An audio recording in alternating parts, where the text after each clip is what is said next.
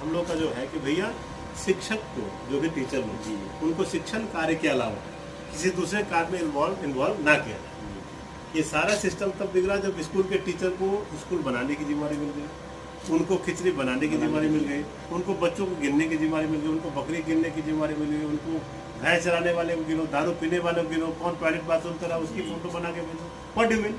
सबको नहीं मतलब ये क्या तरीका है? आप क्या प्रूफ करना चाहते हैं? भाई टीचर को शिक्षक का काम छोड़ के बाकी दुनिया का हर काम कराया जाता है। कराया जाता है। आपकी जो रिस्पॉन्सिबिलिटी, आप एक पत्रकार है तो आपकी जो है कि भाई आप निष्पक्ष होकर पत्रकारिता करें, तो आपको पत्रकारिता के अलावा सब काम कराया जाए, आपको इस काम से ना किया जाए तो फिर क्या मतलब है?